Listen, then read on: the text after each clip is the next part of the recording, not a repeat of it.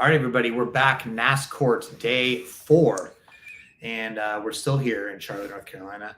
Going to be here for quite a while, maybe. We'll get to that in a little bit. But first, we will pick up where we left off yesterday. My name, by the way, is Jeff Gluck. This is Jordan Bianchi. Today, I would say overall, if you want a short version of it, to where we're going with this, wrapped up Bob Jenkins from Front Row Motorsports, his testimony. And then the rest of the day was Steve O'Donnell, the NASCAR president, who was the NASCAR chief operating officer for most of this period in question. And a better day for NASCAR today, I would say, Jordan. But first of all, how are you holding up in all this? I'm great. Have you lost track of the days yet? Almost. There was a moment today I thought, is this day 4 or 5? But I remembered it's only 4. So I don't. Like, somebody asked me what day of the week it was. I'm like, I have no idea. It's all starting to melt together. It all blends together. No idea. So the cross-examination of Bob Jenkins picked back up where we left off yesterday. Remember, we told you that Larry Buterman, he was crossing him, and he went back to some of the same arguments again, a little bit, about the exclusivity clauses and if it's okay for you, how come it's not okay for others. He said you could go to Formula One, couldn't you? He said that's not stock cars. But there was a chuckle in the court. I mean, no disrespect to Front Row and Bob, who are good people. Yeah, there was a little bit of chuckle in the courtroom as that happened. Yeah. But here, let's talk about the points for now, because yesterday I was telling you I didn't like where Larry Buterman was going with this, right? But he did score 2 key points today that I want to talk about with the Bob Jenkins testimony before we get to the Steve O'Donnell testimony. Okay, so number 1, he scores this is maybe a more minor point for NASCAR essentially, but as you know, the teams and Bob Jenkins included have been upset, saying that, Bob Jenkins said, I was hurt that I got this Friday night, 5 p.m. deadline, take it or leave it, right? Mm-hmm. So Buterman says, guess what? You yourself gave somebody a take it or leave it Friday night deadline, did you not? And that person is in the courtroom. His name is Denny Hamlin. So 2021, Front Row and 2311, we're thinking about merging. It was merging, but it was going to be really like, I think it was going to be 50, 30. I'm sorry. Michael Jordan would own 50%. Right. Denny Hamlin would be 30%. Bob Jenkins would be 20. It would be effectively, for all intent purposes, 2311 buying the charters from Front Row, and they'd be merging in. And I think they were going to become a 3-car Cup Series team. And that's where the end up we'll get into that of kind of why it got hung up. The deal didn't go through though. Yeah. So basically this was really 2311's, they were shopping for charters, right? And this was the way they were going to get more charters, is by merging with Front Row, right?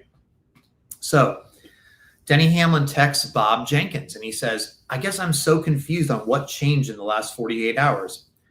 Bob Jenkins says, we can't keep negotiating this thing forever. I just can't keep stringing Roush, Ford, and our sponsors along. That's why we decided to have a deal we had to have a deal by 5 p.m. yesterday.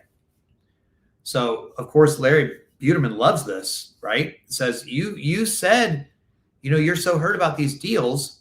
And Bob Jenkins says, this is another one of your analogies that doesn't work.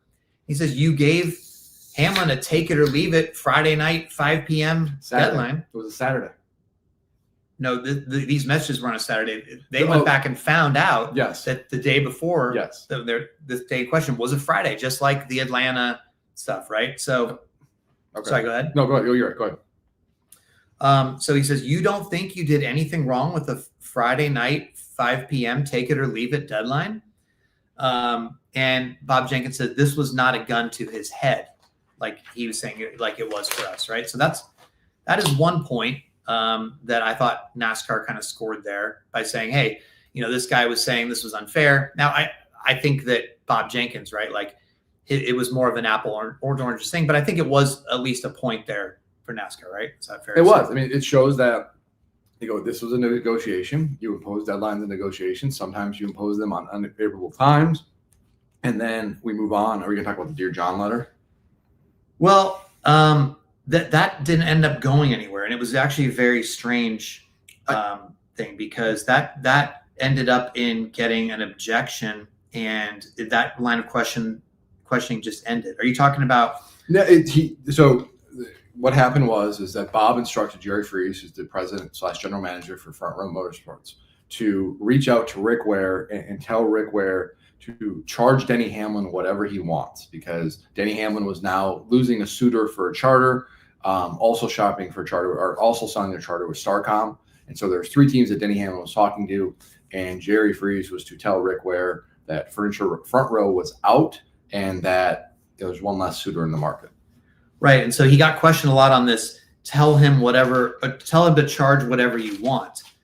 And they're saying, well, I mean, now you're going behind his back and saying, charge Denny whatever. And he's saying, I never said what we were, going to charge him. And then they wanted to bring up something else, this July 21 email, and it got an objection for relevance from the plaintiffs.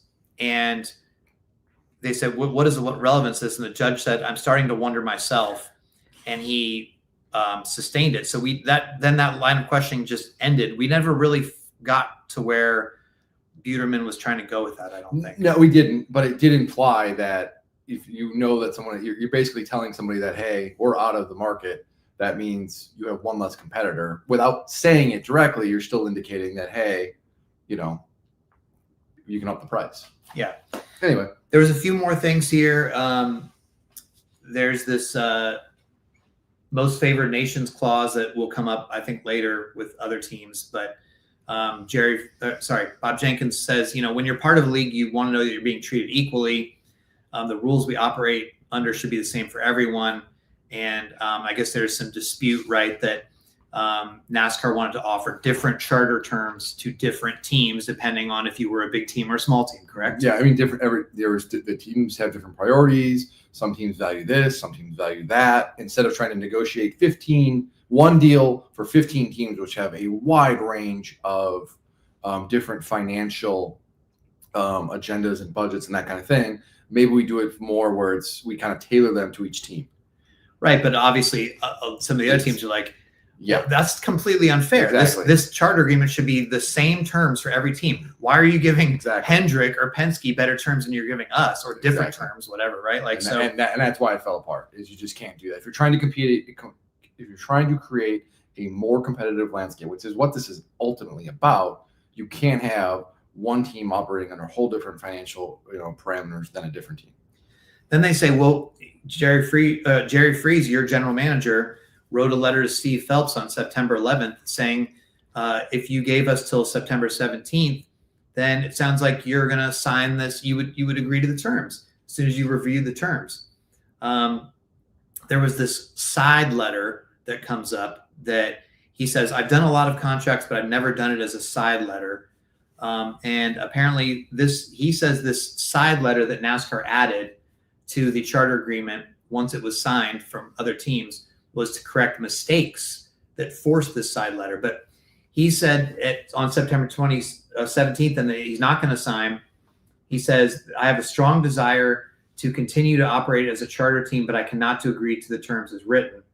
And they sort of call him out there. They try to get him saying, you never said what the terms are that you wouldn't agree to. And he talked about how, they took the governance rights.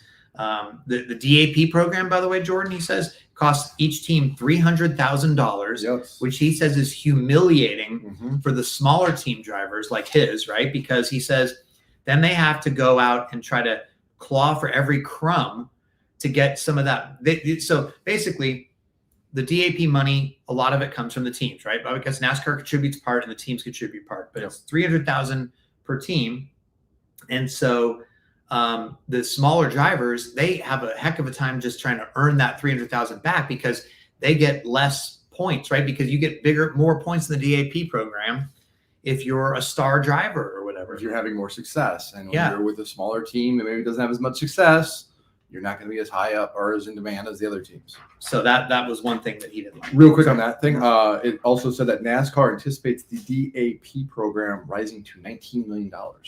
Yeah, but I think it's already 18 right now. I think right. So it's up close to that, yeah. But it could go up even more. But they threw it a number. Was it 30 million? I think it was 30. I think it was 30.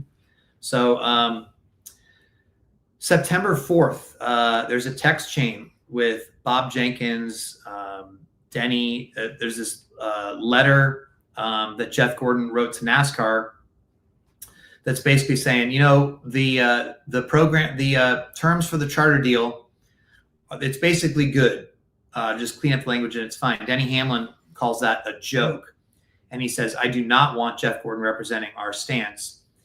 Bob Jenkins thinks that he agrees. He says, we could get 5 or 6 teams here to sign a different letter, right? Because he says, we don't think that, we think there's going to be a lot of holdouts on this charter deal, which the September 6th was the infamous deadline, right? So this is September 4th.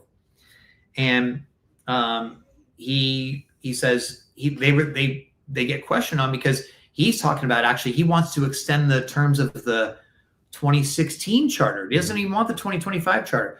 He'll say, why don't we just try to extend the current charter deal? We don't need, this one is so backwards. They ask him about it. He says, we were desperate. This was an egregious deal. They did put a gun to our heads. They got the domino effect. Yes. They wanted to exert pressure so the teams would have to sign, and that's what happened. So it left only 2 teams left that didn't sign, which was 2311 and Front Row. And they asked why other teams were signing, as these teams were starting to sign.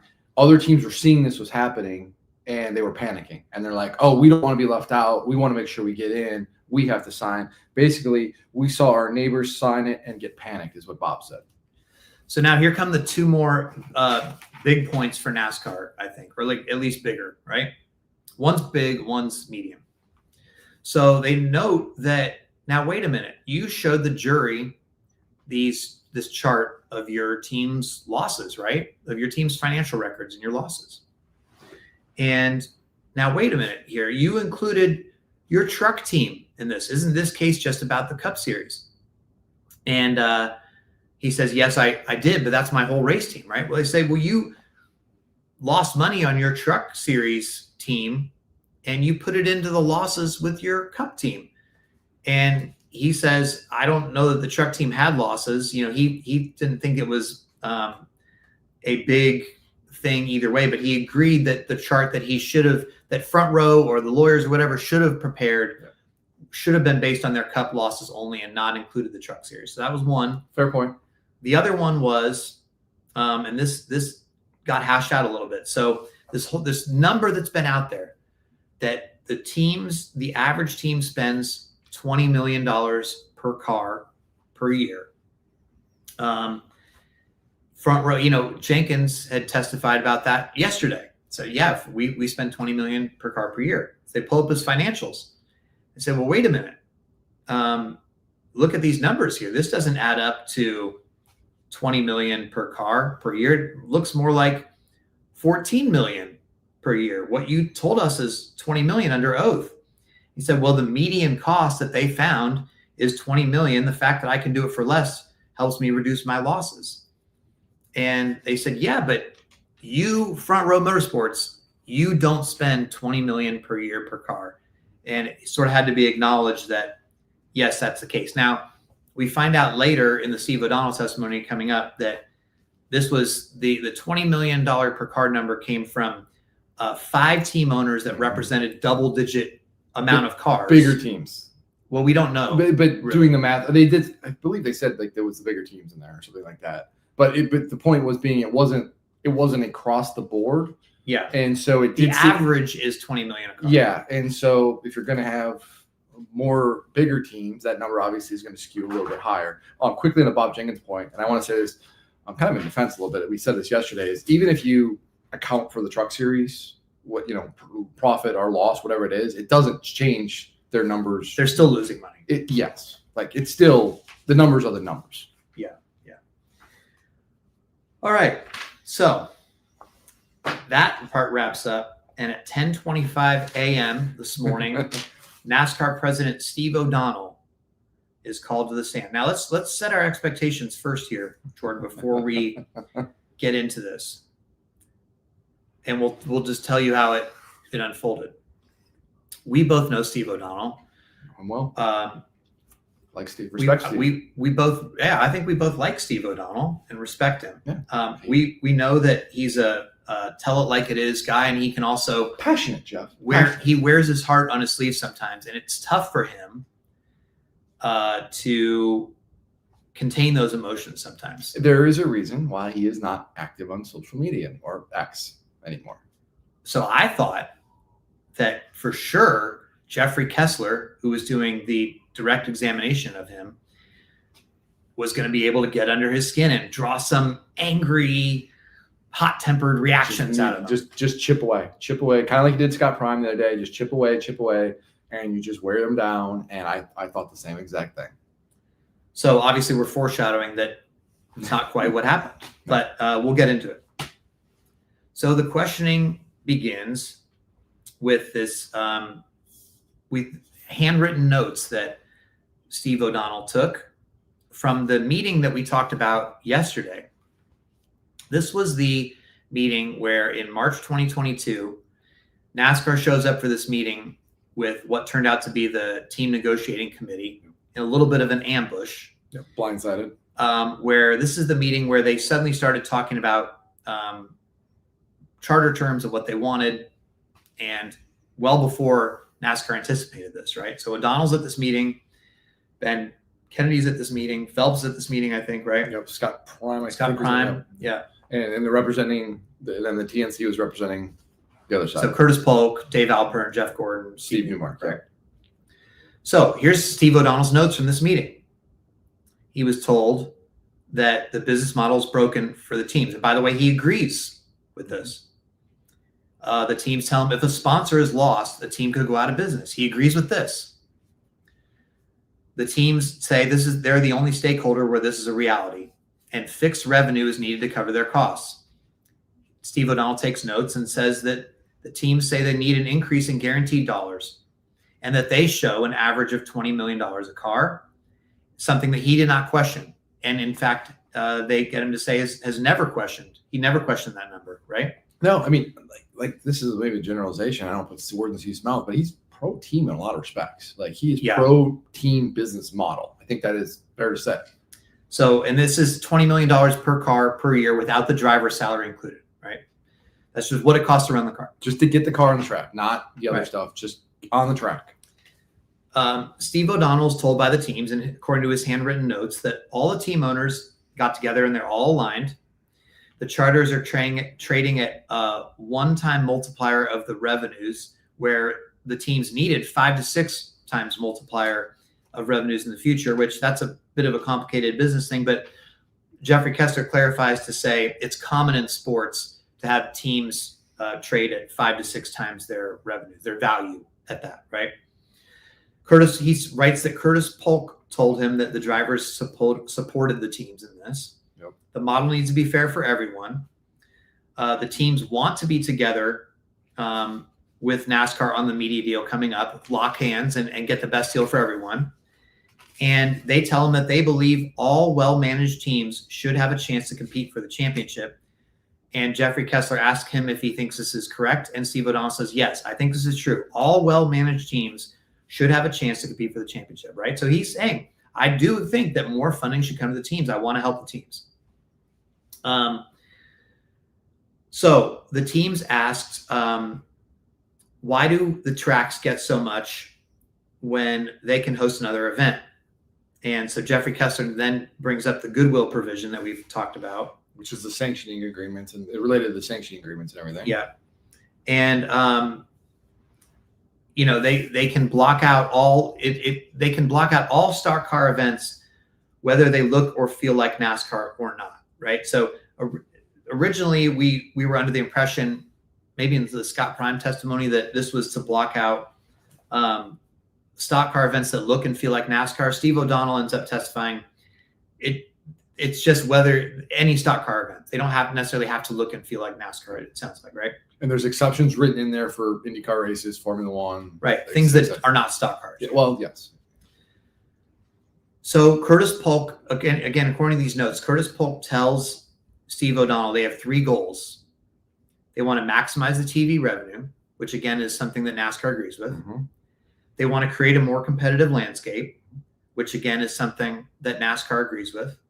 And they want to look at the cost model, and they are proposing maybe even doing a cost cap, which it sounds like NASCAR agreed with all these things, potentially. And right? can I do a little bit of reporting here or whatever? NASCAR is still in favor of a cost cap by all measures. And the pushback on this is there's some teams, in my understanding, are not in favor of this. And this is one of the reasons it's kind of dead in the water right now. Yeah, we heard yesterday the bigger teams don't want this, right? Yes. At least the bigger teams. So, again, according to these meeting notes, Jeff Gordon then asked Ben Kennedy, do you believe the family, meaning the France family, is open to a new model? Ben Kennedy says yes. Well, Jeffrey Kessler then says, quote, as it turned out, Jim France was not open to a new model, right? Steve O'Donnell says no. So now we get to the breakaway model concerns, the breakaway series concerns, excuse me. This is, can I just pay attention to this stuff right here? We're going to talk about the SRX stuff quite a bit. I think we both agree this is probably a big part of this case, and it's going to be something that's going to be, I don't want to say the deciding factor, but I think it's going to be it's really key. It's very, very key what we're going to talk about here.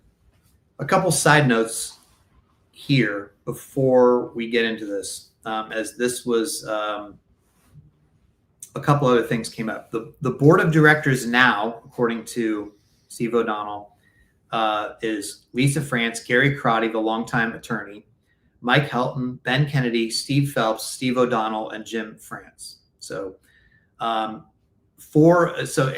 Mike Helton's, I guess, daughter is married. It's Mike Helton. It was wrong in court. Okay. Mike Helton's son used to be married to Jim France's daughter. They have a child together, I believe. Don't hold me to this reporting. And they're divorced. Oh, okay. So they said in court that they were related by. Well, they also said it with Gary Crotty at first too. So sometimes there's a lot of basically what Kessler's saying is this is a majority France family board. Yeah, there's a lot of. Right? Yeah. Also, Steve O'Donnell said, there's been a lot of, you said permanent charters, you said evergreen charters, permanent charters. Steve O'Donnell says to him, they mean the same thing. So going forward, when we hear permanent charters or evergreen charters in this case, as far as Steve O'Donnell's concerned, that is the same thing. Also, there is some clarification on this clause that if you sell your charter, you can go to a different series immediately, right? If you forfeit your charter, if you just give your charter back without any getting payments or anything, just say right, or out. If you say I don't want this charter anymore, and you just give it back, and you didn't sell it, you have to sit out 12 months before joining a competitor series. And apparently that is a clause that still exists today, from what I understood in court. So, okay. So the travel back to the time 2022, Live Golf is in its first season. Live Golf is the hot topic, right? Mm-hmm. So for those of you who don't know, just an overall refresher, right? You have the PGA Tour. Live Golf is backed by the Saudis, and they come in with their big, huge fund, and they start Live Golf, and they change the whole golf business model. Yep. And they throw insane money to attract some of the best golfers and start a biggest names. Yeah, start a new golf league. Phil Mickelson, Sergio Garcia, etc. And so this is on the mind of Steve O'Donnell, but he says all sports were looking at what was happening. But he says, certainly I think about this every day, the challenges within the industry, his concerns about the breakaway model. So June 29th, 2022, he pens a memo about these concerns, right? What could the team owners do? He says they could build their own cars and shop a TV deal separate from NASCAR. He acknowledges that the Gen 6 cars did not have the same intellectual property protections that the Gen 7 cars had. We heard some conflicting testimony on that yesterday from Scott Prime. Scott Prime said he thought in the rule book that the Gen 6 cars did have some protection. Steve O'Donnell says no, and they could use their existing inventory of Gen 6 cars on tracks outside NASCAR. He's concerned about that. He's also concerned that there could be a full media onslaught of finances of the France family compared to the dire situation of the team owners. Which OD goes, which happened. Yes, he says that He happened. quipped that. He's also worried that the teams could partner with SMI, and he comes up with this whole schedule where they could do 2 events at Charlotte, Bristol, Vegas, Texas, Dover, all the SMI tracks. Yep. And one at Eldora. Yeah. One at Road America. One at Indianapolis Motor Speedway, which I thought was really interesting. And then other markets, other tracks kind of plug in as well. He also has some other ideas. He could say they could sell their charters to Liberty Media. They could go direct to ESPN for midweek races. They could run on shorter tracks. They could get the foreign investment directly to the drivers, maybe from the Saudis, right? They could get where the sponsors say, "Hey, just stick with us." They could get the drivers to sign with the owners no matter what. So he needs to try to counter this. So he says what we could immediately do: immediately partner with Speedway Motorsports, sign the majority of Speedway Motorsports events to multi-year deals. Jeffrey Kessler says, and you did this to head off the team owners, right? Steve O'Donnell says, I was looking at all possible scenarios. Yes. We looked at all options. Yes. But he wouldn't say specifically that he was doing it because of this, but he was saying, I was looking at all my options. Okay. And that was on the list. He talks about signing Indianapolis Motor Speedway to a multi-year deal. Mm-hmm. So obviously both these things end up happening, right? Yep. The other thing was the gold codes, doing the gold codes. So doing it all themselves. And he asked Scott Prime this yesterday, Jordan. He said, who came up with gold codes? I don't know. What does it mean? I don't know. He asked the same thing to Steve O'Donnell today. He says, do you know what gold codes mean? No, I don't. He really wanted to know. Like he really didn't know. He actually went and Googled it later and he found out. Well, so Shannon, our friend Shannon McMenemy, we'll talk to her tomorrow, I think. I communicated with her afterwards. She says absolutely 100% that when Jeffrey Kessler said, I Googled it during the break today, I was just curious. Totally a setup. Mm-hmm. That this was a setup. He was planting these seeds the whole time. And he knew all along that apparently, if we Google this now, I haven't Googled it myself. Apparently, if you Google gold codes, that means it's the nuclear codes. Yeah. And so what NASCAR meant by the gold codes is you want to blow this entire thing up and go nuclear. We'll go nuclear. But that has not been said in court by the NASCAR. But he keeps sprinkling that out. Who said this? And anyway. They also said they could dissolve charters. Mm-hmm. They said they could sign select SMI events to long-term deals. So not entirely across the board from SMI, but like the Coca-Cola 600, Bristol Night Race, and Sonoma were the 3 events mentioned. You could go to the OEMs directly and have them field teams. Each OEM then would field 12 teams. And there's another one he suggests that they end up doing. Include language in the lower level sanctions that doesn't allow other events to take place there. And sure enough, for the Xfinity and the Truck Series, the goodwill provision, I guess, the language that you're not going to run, you can't have other events there. Even at Xfinity and Truck standalone tracks, that language now appears for the first time, we are told, after this. So, okay. We're on to April 26, 2022. Hope you guys are all doing well so far and hanging with this. April 26, 2022. So there's another strategy deck, and there's these options. Let me back up. I'm sorry. The email that we just read about with the options that Steve O'Donnell had, That was from June 2022. This is April 22, so two months earlier. There's a lot of hopping back and forth among Yeah. timelines. They will show you a timeline from like January 2022, and then you're fast forwarding 6 months or a year, and then you're going back.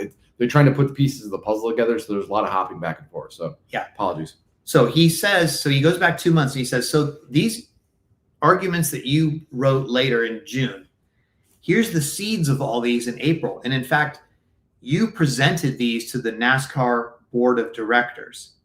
You told them about the options and you told them about the gold codes and the dissolving the charters and partnering with Speedway Motorsports. During this conversation, Jeffrey Kessler asks if Steve O'Donnell disagrees that NASCAR is a monopoly, and he says no, he doesn't disagree that NASCAR is a monopoly. Which, again, being a monopoly is not illegal. Right.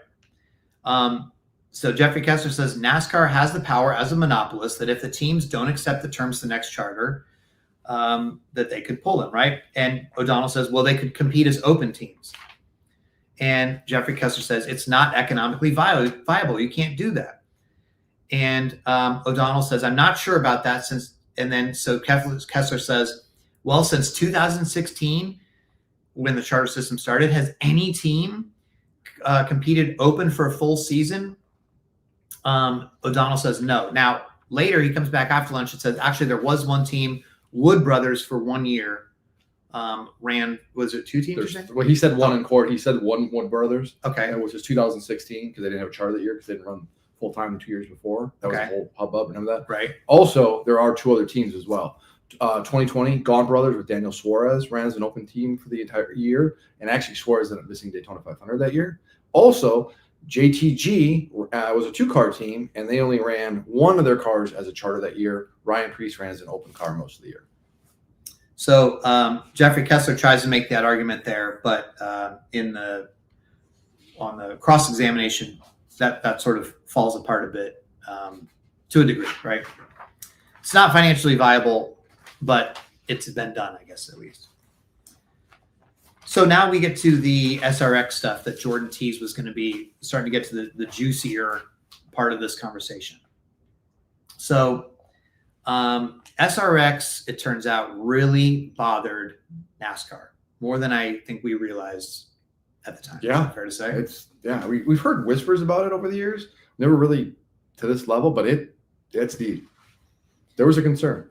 So in that one email, one of the options that we talked about before, one of the options was Steve O'Donnell writes that what could the owners do? They could build their own inventory SRX style. Steve O'Donnell says about SRX now in court, we all became concerned with the look and feel of the series. He says that. So he says, now listen, one of our, you're saying that we don't let people go to other series.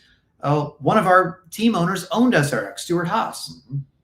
Mm-hmm. But he says that Brett Frood from Stuart Haas had told them, the president at SHR, yes, had told them at the time when it started that SRX was not intended to compete with NASCAR, not look like NASCAR, and not have any drivers from NASCAR. Mm-hmm. And he says that's why we allowed it. It was supposed to be different. But that turns out to not be the case. So by 2023, Speedway Motorsports says we would like to have, we have this exclusivity provision, right? And where we're not allowed to have other stock car events at our tracks, but we'd like an exception because we'd like to have an SRX race at our track. NASCAR says, no, you cannot. SRX cannot race at a Speedway Motorsports track. We're invoking this clause. Why? Steve O'Donnell says, because we were in a major negotiation. This had first of all, they only wanted to do one race, but they had the look and feel of NASCAR. We wanted to retain as much revenue as possible for the teams. Talking about they're in the middle of the new media rights deal negotiations, right? Now, by the way, we find out, side note here, Steve O'Donnell's salary. This just came out of nowhere. It's like in the middle of all of this. Yeah. Steve O'Donnell's salary is $1.2 million a year before bonuses. So that sounds nice. Wish I got paid that. Wish I got paid like a percentage of that. Yeah, we take really Jeez. any percent of that. Yeah. Anyway, so yeah, this part here, the media onslaught. But Yeah. I'm sure that this too, they talked about. Where did it go? It was 55 million. They said they were $55 million in a hole. Yeah. He said they were going to get $55 million less this year than last It was year. supposed to actually be 70, but marketing did a good job and made up 15 million of that, and so it was only 50 in sponsorships. in sponsorships this year. So NASCAR is only down 55 million this year. But he said, but you're still going to make NASCAR. You're still going to make more than $100 million this year, right? And Steve O'Donnell said, I hope so. And he said, Jeffrey Kessler said, you're not crying poverty, right? And Steve O'Donnell's response was, we're running the sport for all stakeholders. Okay, so that's that part. Now, that's something that OD frequently said to that effect. Oh, this was good. Go ahead. Oh, no, you go. What do you I don't want to jump ahead, so I don't know where you're at here. Go ahead. Are you on the track exclusion? I've got the loyalty oath thing, the exchange there, which was pretty good. Okay, yeah. Go ahead. Well, all right. So Jeffrey Kessler is asking about the clauses in the contracts and the sanctioning agreements and prohibiting other series from racing on these tracks. And Kessler's asking why, and OD responds, we expect that they'd be loyal to NASCAR. Kessler goes, like a loyalty oath? OD goes, no, like a contract. I don't even know where I know I wrote this down. I don't know what part you're at. I'm sorry. I may have jumped ahead. I apologize. Oh, okay. So that's why I want. Oh, sorry, my bad. My fault. So they go back to talking about locking up the SMI tracks, right? And the other independent tracks. Oh, yes, the loyal part. Yeah, yes. we're in the same part. Right. Yeah, it's all good. There's a lot going on here. Sorry. No, This is what my notes. Oh, dude, you didn't read my chicken scratch. That's what my You want to see mine? That's what my notes look like. I mean, we Yeah, can't barely even read our own writing. We were writing so fast, and you can't even. Everybody, it's not like they pause and go slow for you to catch up. No. You're just writing. And you can't record any of this. Yeah, nothing can be recorded. Nothing. So I bought this 200-page notebook, and I'm more than halfway through it already. I thought this would do the bulk of it, and then I have another 100-pager. I'm gonna have to go to Target this weekend. I have to drive you. Probably. Yeah. All right. Let's get. So we're talking about the tracks and exclusivity agreements and everything. And Kessler says, okay, this is SMI. What? And they're going through the list of tracks that potentially, other series could race on. Right. With SMI is not an option, right? And so Jeffrey Kessler asked OD. You go ahead, take it. Well, so he puts up this huge chart, right, of all the tracks in NASCAR, and he has red bars on this chart blocking out the years where they had restrictions. So basically saying, here's all the tracks in NASCAR, and here's when they were not available to any other potential competitor series. Does that make sense? I'm trying to paint this picture without you guys seeing it, but so this chart's covered in red because they've done these deals with tracks that go far out, right? They had sanction agreements with tracks where they go through November 2026, even though the sanction agreements are only for 2022 and 2023 and 2024. They're signed in 2022, going all the way through 2026, right? So they're locking up these tracks. So there's the loyalty quote there. We'd expect they'd be loyal to NASCAR because we're giving them these races, right? But Jeffrey Kessler says it's loyalty. You made it impossible for a competitor to find enough tracks to compete, right? O'Donnell says no.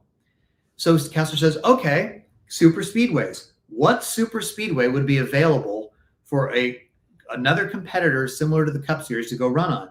O'Donnell says, well, the super speedways are part of the Cup Series. We built the super speedways, so there's no other ones. Okay. What about intermediate tracks?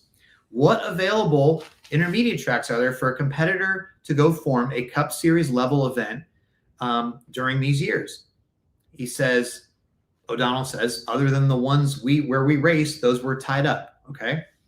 So then they say, what about road courses? Well, he goes through and he says, you only have a few. He's trying to tell the jury road courses aren't raced on that much. Now he does leave out short tracks. He does. Yeah, I will say too quickly, Bob and I were talking, and we came up with 2 potential tracks for NASCAR. on the intermediate side. One is Pikes Peak. I think it's still around in some form, probably needs some work. And the other one is Kentucky, depending on how the clause with SMI works. Okay. But there is basically no options. By the way, during this part too, another sidebar, we find out that the Mexico City race for NASCAR lost $6 million, mostly on the logistics of getting the industry down there. And NASCAR lost $55 million over 3 years of the Chicago street course race. But Steve O'Donnell feels that it is worth it because it, quote, single-handedly got us the broadcast deal with Amazon. He later says that Amazon told them multiple times that without the Chicago street course race, they would have never signed up to do that. That was what got them interested in broadcasting NASCAR. Yes. So. Quickly, and that note, there's a funny exchange. I just want to recap really quick. They're asking about, Kessler was asking about Mexico City, like, what did you put into the track? Like, you paid all this money for the Coliseum in Chicago, right? What did you have to pay for Mexico City? And OD's like, nothing really. Like, it's fine. It's a Formula One track. Well, you had to pay something, maybe $50,000 for like upkeep. And then Kessler was kind of a little, honestly, for the first time, they've been speechless. Yeah. So we go to this back to the SRX topic. Unless you want to do the truck Xfinity. You're rolling, man. You keep going. You're good. Okay. You're good. This part, there's some parts that are just not. I'm not keeping something. We're giving you all the good. We are giving you all. Trying to give you the best of the good stuff. We are giving you all of the good stuff. I promise you. Anything we skip, we're good. We think. No, if we can read our own handwriting. So back to the SRX stuff. February 1st, 2023. Text between O'Donnell, Phelps, and Scott Prime. Oh, great. Another owner racing an SRX. Steve O'Donnell writes back, this is NASCAR, pure and simple. Enough. We need legal to take a shot at this. So why? Why did he want legal to take a shot at this? He's asked by Jeffrey Kessler. O'Donnell says, I wanted legal to take a look at it to see if they agreed this looked more and more like NASCAR. Jeffrey Kessler says, to stop it, right? You're trying to stop this from happening. I was concerned with what was happening on the racetrack, he says. Then he shows the text from Phelps that we've seen before that says about SRX, need to put a knife in this trash series. Okay? Now there's another text about SRX, June 29, 2022. O'Donnell, Justin Marks is racing SRX. Ben Kennedy saw that too, disappointing. O'Donnell, he takes a screenshot of it on Twitter. I guess when he was still looking at Twitter, at least. He's a lurker. He must be. He's on social media. He doesn't active. He saw a fan tweet, so he takes a screenshot, draws an arrow. You know how you can illustrate on your phone, draw something on a screenshot on your phone. He does this, and he points to a tweet comparing this SRX and NASCAR situation to Live Golf and PGA. Scott Prime says they just don't get it. There's no regard for the bigger picture. They outrated Xfinity and trucks last weekend. It's not some local dirt track. And Steve O'Donnell says he doesn't like this because they're outrunning another series instead of promoting NASCAR. So O'Donnell goes on to say, and this is where we get to you guys have seen this probably, wait till they get Dale Jr. They will go to North Wilkesboro with Speedway Motorsports and Dale Jr. If we're not careful, we need to be the first back there. Let us go to North Wilkesboro and Bowman Gray first. So that sort of leads, in some views, to why NASCAR went and, quote, locked up those tracks. However, Steve O'Donnell says, no, our long-term agreement with Bowman Gray was because the family asked if NASCAR was interested in buying the lease, and so we did that.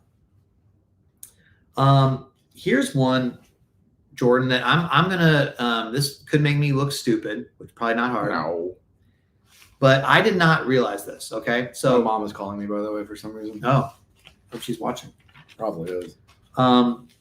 So if you guys are around long enough, you remember that there was these 5-year sanction agreements during the Brent Dewar president era, and at the time, I'm pretty sure this was spun as we're doing this because we want consistency with the schedule. Yes, you are. You're right. That was the big thing. NASCAR was like, listen, this is so great because we're going to lock in these tracks for 5 years. Fans are going to be able to reliably know every year that there's dates. The tracks are going to be able to know. There was no other reason offered publicly, right? None. Okay.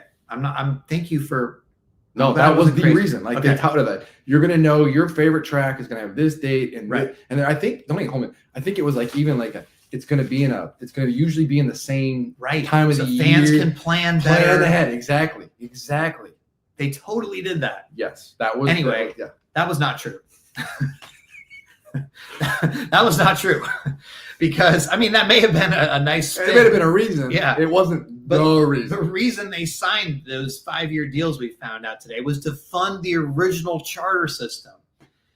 The original charter system, it started in 2016, was for 5 years. And NASCAR really wanted 5-year deals with the tracks so that they knew they'd have guaranteed money from the tracks, enough money and whatever, so that they could pay out the teams no matter what, right? So they couldn't get to some point 3 years down the road and, oh crap, we don't have enough, shoot, this track wanted more, we had to renegotiate this, whatever, that they had their money locked in so they could pay the teams for the charter system. That's why they did these 5-year sanction agreements from 2016 to 2020.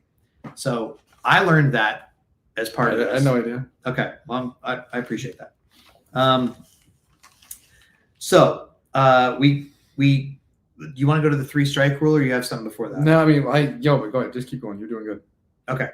So we find out a little bit more about the 3-strike rule and Steve O'Donnell's perspective of why they wanted to get rid of this, right? So just to remind you, we talked about this yesterday. There was a 3-strike rule. And if NASCAR increased costs on the teams, and each time NASCAR wanted to increase costs for something on the teams were allowed to take a vote back then. It could have been anything related to scheduling, just any cost incurred on the teams that was outside of what had been agreed upon had to go before the teams. And if they voted no 3 times, they would be free to terminate that goodwill provision. So the non-compete thing, that would go away, and they'd no longer be held to that, we found out today, or at least I did. If NASCAR did the 3-strike rule. So now Steve O'Donnell's asked about that. And he says, Mr. France believed we needed to grow the sport. The teams were using that 3-strike rule, 3-strike provision to prevent us from going to new tracks. Interesting. I did not realize that. Mm-hmm. So it wasn't just, we're going to change the rules package. The teams were saying, hey, we're not going to, we don't want you to go to this new place because that's going to cost us more money. Especially if you're trying to go international, whether that's Brazil or Mexico City, anywhere that's going to add more, especially significant cost to going somewhere. Right. So he says, Jeffrey Kessler says, you talk about Mexico. The team spent so much in Mexico. Why not give them a vote? This is the one time all day, the one time where Steve O'Donnell almost lost his cool a little bit. Mm-hmm. And it wasn't even bad, but he immediately says, because we would have never been in Mexico City, mm-hmm. and the TV partners would not have paid the money they did. Mm-hmm. Because Steve O'Donnell's saying that the teams would have voted no on spending extra money to go to Mexico City, mm-hmm. and they would have used this 3-strike rule. And that is part of the reason that it was such a high priority for Jim France to get rid of it in this current charter agreement, which they did. The teams no longer have that ability. Okay. And OD mentioned it here. He mentioned it earlier. I believe he's going to mention it 1 or 2 other times as well. And I think this needs to be restated again. He is adamant that going to places like Chicago Street Course Race and going to Mexico City, yes, NASCAR took a hit financially, a significant hit financially, but they are looking at it as a long-term investment because that was the bait that got Amazon to sign on as part of the media rights deal.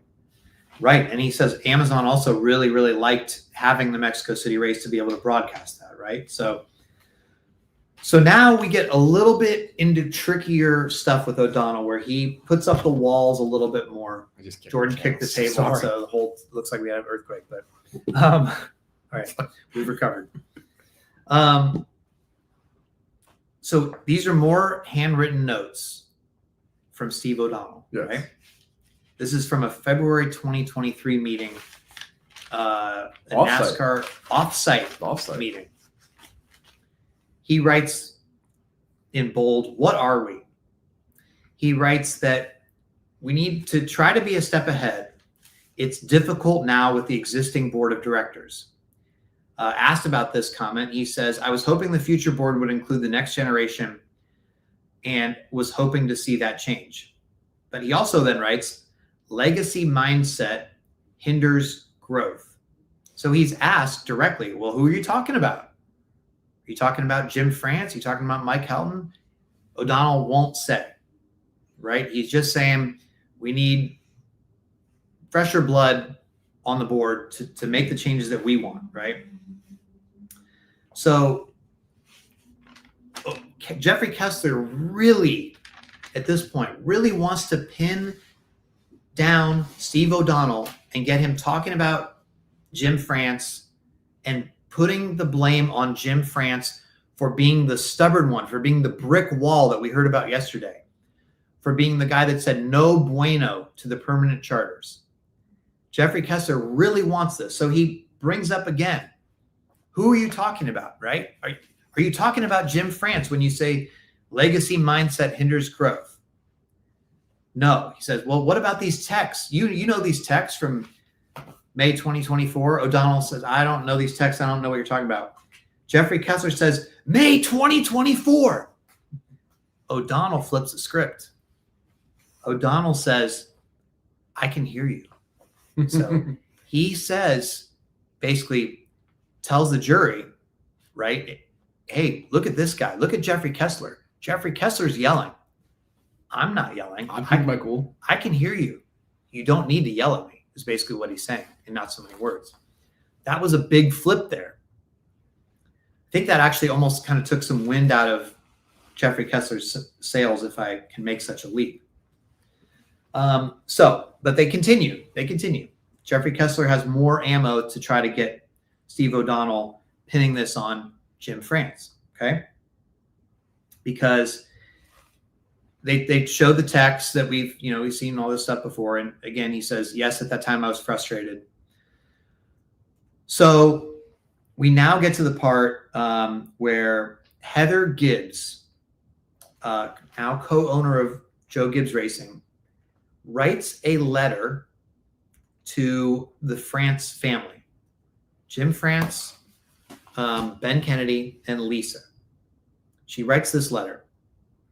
And O'Donnell says, he reports to Ben that Jim is now reading Heather's letter out loud and swearing every other sentence. O'Donnell says, I wrote that as a figure of speech. He wasn't actually swearing. That is what I wrote, but he was not doing that. He was not actually swearing.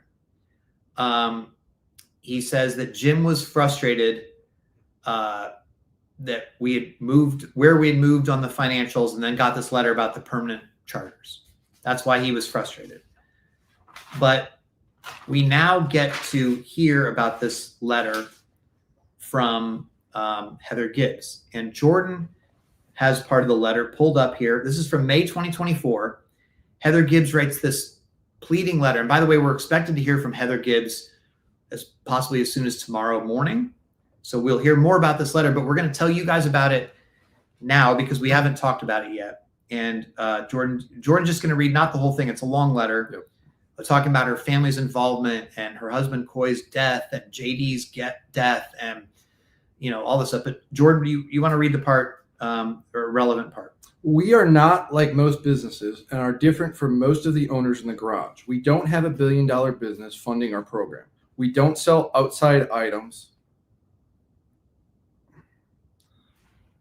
It's small. It's very to small. fund our program. We rely on sponsorship and the support of NASCAR, along with a lot of hardworking people that have worked their entire business careers at JGR, pouring their heart and soul into the race team. I take great exception to Steve Phelps' suggestion. We are reckless with our spending. We reinvest everything we can to continue to build our developmental teams, which are the future of NASCAR and Cup teams. Our crew chiefs and engineers primarily come through our own developmental programs in Xfinity and ARCA. We are diligent with our budget, so we don't lose too much because the financial plan is in place that is currently in place has never worked. Our doors stay open every year because we work tirelessly at becoming more efficient, cutting spending everywhere we can, while being a top competitor in the sport, knowing there is no backup checkbook to cover losses. When teams invest in their programs, you consider it spending. It is spending problem. However, when NASCAR spends money, it's an investment back into our sport. The primary issues for the teams is there's not enough revenue shared to keep the doors open. Sadly, 11 teams have closed doors since 2016. Go ahead. So she goes on to talk about the permanent charters part that she wants. She wants permanent charters, just like the teams that are filing this lawsuit want the permanent charters. So go ahead with that part. Yeah, and you said, please understand that. Yeah. Please understand that when you say no to permanent charters, you are disregarding 32 years of dedication and commitment that Joe Gibbs Racing has given to your family. Coming up with an evergreen auto renewal scenario with criteria would be very easy to do. It just requires you agreeing to do it. Healthy teams investing in themselves and the sport is what's best for the entire sport. We've put 32 years into investing and building a dream, building careers, building families, and building NASCARs. If the financial model made sense, we would not have had to work with an outside investor. If our teams were worrying about when the torch is passed, it would. If our team were financially healthy and we did not solely rely on sponsorship, I would sleep better at night, not worrying about when the torch is passed on. We have invested not only our time, but our family in this sport. We have raised champions and buried their leaders, all while continuing to embrace the historical roots of NASCAR. So, with all due respect, please understand that when you tell us it doesn't make sense to partner with us after 7 years, it is dejecting and truly disappointing. So again, we know that letter maybe didn't make Jim France drop curse words, because apparently he rarely curses, if ever. But it did make him angrily read it out loud and was very frustrated hearing this letter. Now, again, we read this letter now to tell you about it in reaction to this, and also because we'll save a little bit of time tomorrow when we're talking about the Heather Gibbs letter, because she'll be on the stand talking about this, right? Mm-hmm. So we also get to the infamous now Steve O'Donnell text, where he was so again, just going back to the Heather Gibbs thing, he denies though that Jim, swore and was just saying that Jim was frustrated because the teams weren't working with them and they thought they were at a good place and now they're not. Okay. But now he talks about these when he was frustrated with Jim France, right? And the board. He talks about the text where he wrote that this deal, they want to take us back to a comfortable 1996 F the team's dictatorship, motorsport, redneck, southern, tiny sport. He says, this is a poor choice of words. I was very frustrated. Jeffrey Kessler says, because Jim was a brick wall, right? Not correct. Then what was it? O'Donnell says, because both sides were further apart and I wanted to see unity. So then Jeffrey Kessler does not want to buy this, right? He knows. Jeffrey Kessler, you can tell he just knows that Steve O'Donnell was referring to Jim France here.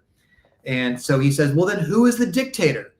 He wouldn't say it was Jim France. He talks about how, and he says, well, what about the tiny sport? He says, because when I joined, and there was 45 employees, now there's 1,200. That was 1996 when he started with NASCAR. Mm-hmm. And he says he wants to see it keep growing.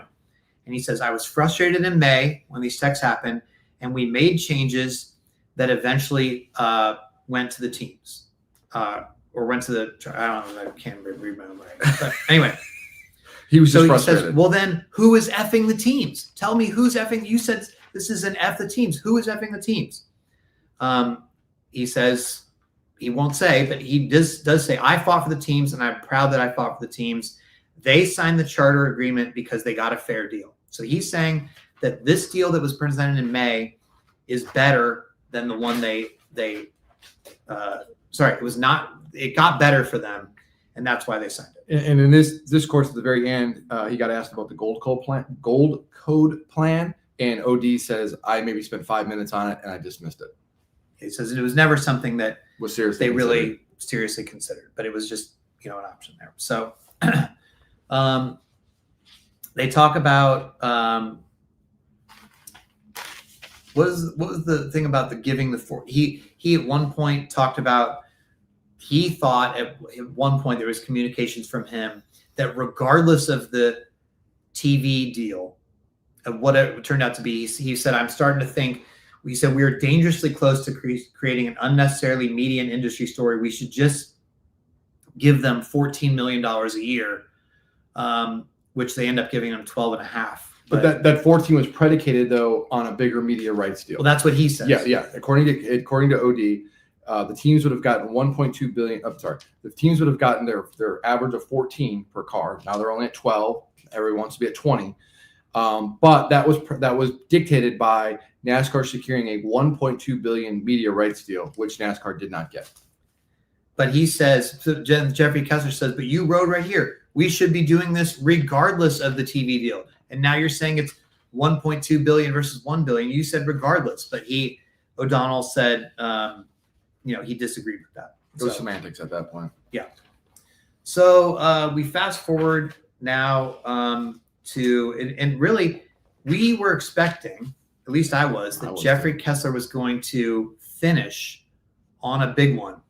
And he kind of, I think he was teeing up to do it, but the text he was reading was a Scott Prime text. Yeah, he got thrown off big time. So he's going through this text. He's asking OD this question, and OD's like, I don't know what you're talking about. I didn't say that. And Kessler kind of got fired up, like, what do you mean you didn't say that? It's right here, right?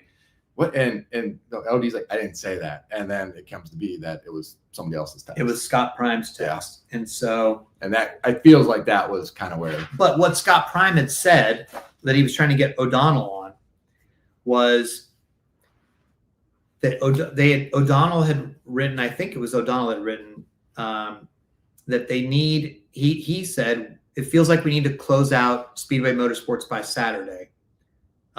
We need to close out SM.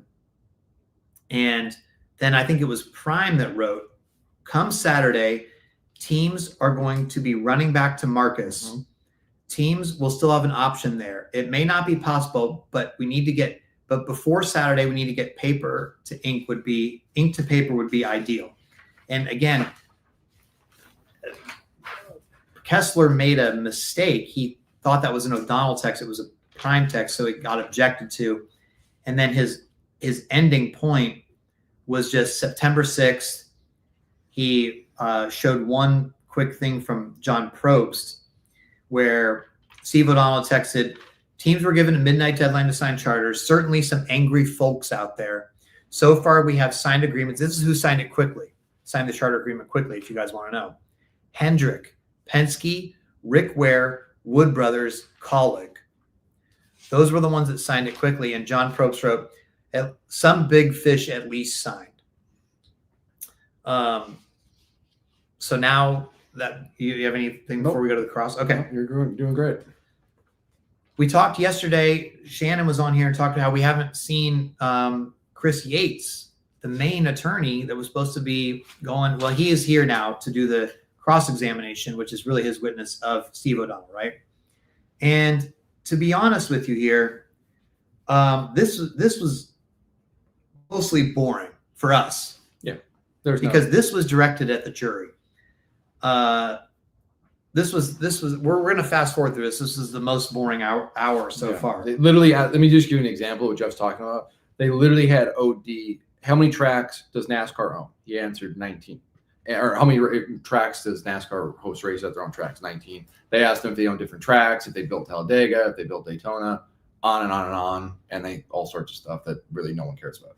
Yeah, the jury again needs to be educated on this stuff, but this is stuff like, what are safer barriers? What are sanction agreements? What does promotion mean? What is officiating? What is a race purse? How did the charter system form? How did teams used to enter races before the charter system? So, it's just like, it's the minutia that everybody watching this show probably knows. Yeah, I did think it was interesting. Did you know this about the profitable tracks? Did you guys know this? I told you this. Oh, okay. You don't listen to me. It probably slipped my mind. there's 3 NASCAR tracks, 3 NASCAR owned tracks that would be profitable without the TV money. All the other tracks that NASCAR owns, without the TV money, they would either break even or lose money. You guys want to guess what they are? Of course, you're going to guess Daytona. You're correct on that. You're like a game show buzzer. Yeah. You guys are probably thinking, I'm giving people a minute to think in their cars. Anybody listening in the chat wants to chime in? Well, I know it's going to take 2. Talladega Okay, yeah. is another one, and Phoenix is the third one. In fact, Homestead is not profitable. He says no one would ever race at Homestead without the TV money. It's an investment that continues to lose money. But he's saying that we're going back there because we think it's best for the sport, for the championship.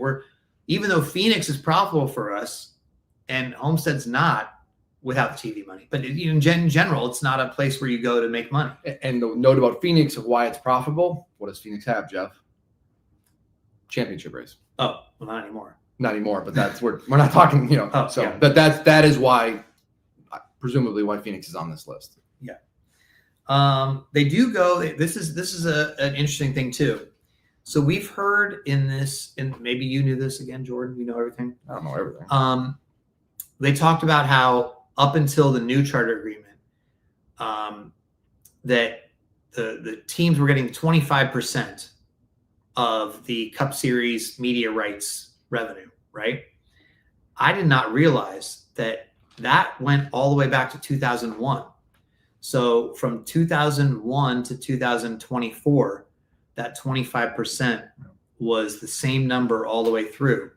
And in fact, they pull up a document that's probably going to help their case a little bit. This is another point for NASCAR, right? They say, look at the RTA proposal from 2015 when the charter system was forming. No change to the total purse/TV distribution money. They didn't care. They thought the 25%, it sounds like, from this proposal that the RTA made was fine back at the time. What they really wanted was those taxi cab medallions that became the charters and the long-term enterprise value of those medallions. So it is essentially the ability to grow the value of those. That's what they wanted. Along with guaranteed starting positions. Well, that's what the medallions were. Yes, Yeah. yes, that's right. Okay. Okay. That is the end of O'Donnell's testimony for the day. So we left off on kind of a boring hour, right? Yates was starting to get into the stuff to counter, I think, some of the Kessler stuff, but that's where we left off. But before we leave off with you, we have to tell you something that Judge Bell said after the jury left the courtroom. He says, as we know, we're not progressing at the pace we need to be progressing for this trial. I mean, think about this, guys. We just ended day 4 of this trial that's supposed to last 2 weeks. We're only on the 4th witness.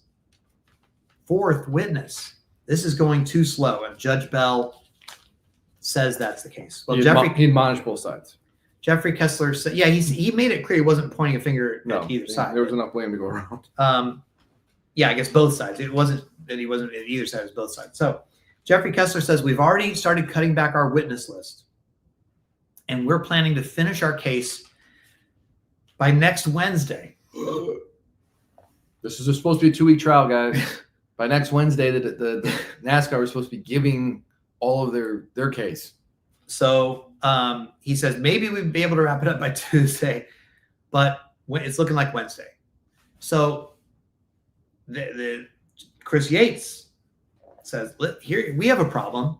Okay, we're supposed to have Roger Penske testify for our side but he's only available on Monday. This Monday coming up. Jeffrey Kessler says, I don't know how you could have possibly thought that we'd be done with our case by Monday, but he says, hey, this is the only date that he can come, right? So Chris Yates and NASCAR, they ask the judge, they said, can we go out of order? Okay, so can we accommodate Roger Penske by letting him go in the middle of the plaintiffs presenting their case? Jeffrey Kessler says, hey, no offense, but we have meticulously mapped out the order of the witnesses that we want to go in, And if we have Roger Penske go in the middle of our case, it's really going to be disruptive. Judge Bell thinks about it for a moment. He says, listen, I don't want to inconvenience anyone, but federal trials are inconvenient, and I'm not going to disrupt the plaintiff's case by putting Roger Penske in the middle of it. So you need to find another day for Roger Penske to be available. So that's a win for the teams on that one. We'll see. And now they're going to figure it out. But he emphasizes, listen, guys, we don't have 3 weeks for this case. We have to find ways to move this along. And he says the jury has been looking at a lot of trees and not much forest. Some of these examinations are beating lots of horses well past their death date. So he notes that they're hammering both sides, right? Both sides are hammering down on these specific tiny things. It's tough to follow. Some of the exhibits are the same over and over again, right? Many times. And the witnesses are very reluctant to really divulge much of anything. They're carrying very, very little ground. Well, and that was one thing that Kessler was frustrated with, right? You could tell Kessler's frustrated with because, and both sides are very good at this, right? They're hoping to get so they throw out a fact, right? So you would agree that with this, right? Here's your email, your words, you would agree with this, right? And they're hoping to just say the witness says yes, so they can move on to their point.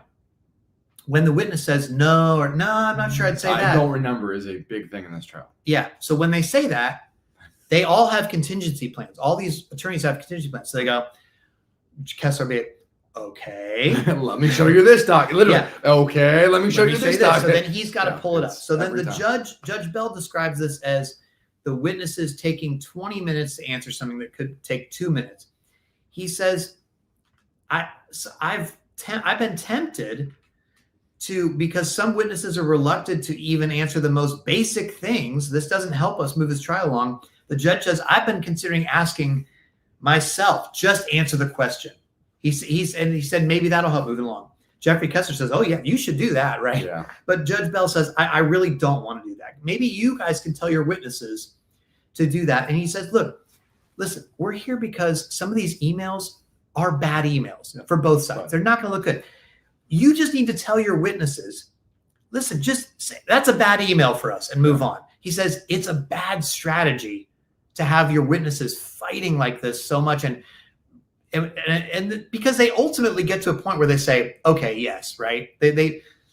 Or the jury can tell they did say this, but it takes a whole It's like thing. pulling teeth, man. Yes, it is. So he's saying this case has got to be done within 3 weeks. And in fact, if you guys can't figure this out, I'm either going to ask these questions myself, or I'm even going to put a possible clock. Chess clock. So welcome back the caution clock for NASCAR. Good job. That's well done. Well done. Welcome back. Well done. Well, that'll take an hour to explain the jury with that one. Yeah. Oh, imagine trying to explain that one. So the truck series was, we did this. We had if there wasn't a caution in 20 minutes, but then if the race was near the end, we let it go. It's just stop. Oh, good job. That is the end of our notes for today. However, do we want to say? No, we don't know. We don't know how tomorrow's going. I mean, okay. We just don't know. Because we know who's going to, OD's going to finish his testimony in the morning. Mm-hmm. We have a pretty good idea who's going to be after that, at least one person. And then there could be a couple, we don't know for sure how it's going to get. Plus, if things get stacked up, this we just talked about, Yeah. So. And we also don't want to lose our seats. We like being able to stop talking. Good Lord. Can I show you this more? Can I show you? I'm going to go get it real quick for those of you on the stream. Why'd you lose a light? Well, it's on a battery. I forgot to plug it in. But Jordan, we saw the attorneys. This is a great way to save your seats. I'm on 3. Okay, this is a great way to save your seats as well, because first of all, it's absolutely crucial. This could be a commercial. We saw the attorneys having these seats, and Jordan bought them for $15 on Amazon. Got them delivered to his house. We've been using these. These are the most clutch thing. These wooden benches are horrible, and these seats are So, but foam. These are foam, man. When we go on breaks or when we go to lunch, I just leave it there. It's like a seat saver. So I'm saving my seat that way. It's great. So I've I'm actually keeping thought the same seat. I thought about leaving it in the courtroom overnight with my name on. I don't know if I should or not. Would it get taken out though? I don't know. But yeah, amazing. If you're ever covering a trial, any wannabe journalists out there, or or you ever go to court and sit, or bring a foam seat. Oh my gosh, it's amazing. Yeah, and you still get uncomfortable, honestly. You still do. My back is killing me. Oh, that's the worst. Can we expense massages? Go ahead and try. Well, everybody, this was the end of day 4. I think this was a lot. I have to move the camera to see how long we spent so far. Oh, 1 hour, 15 minutes, Jordan. Well, it's like 30 minutes less than yesterday's episode. Today wasn't a huge newsy. Yeah. I mean, there were some good nuggets. Yeah. So, but I think we'll have more to talk about tomorrow. But absolutely. Listen, we do want to say, guys, that we truly appreciate all the very kind words and the support that you guys have been giving us. You guys are talking about, how much you enjoy these, and we see you talking about listening to them in your car or listening to them, here on the live stream. And we also really appreciate those of you who listen to us after the race, and you were tweeting us your Spotify Wrapped, and we made it into your top 5. So some of them have been number 1 podcast, number 2. So that's very cool. Thanks. We love seeing that. And we're really appreciative of all the kind words. So especially, how social media is for us to be getting kind words. Well, especially Jordan, he's not used to that. So keep that coming. I love you all, though. Seriously, appreciate it. I sincerely love that you guys watch the show. Love the support. It means a lot. I've said this before. This is my favorite time of the week, is doing the show with Jeff, whether it's after the race or after these trials. It's fantastic. So thank you, everybody. Love it. Appreciate it. Love you all. That's the nicest thing I've ever heard you say to anybody. I tell you, I love you all the time. Okay. And you never say it back. Well, there you go. There's the truth. All right, everybody. Well, we'll talk to you tomorrow for day 5. Thanks for listening. See you.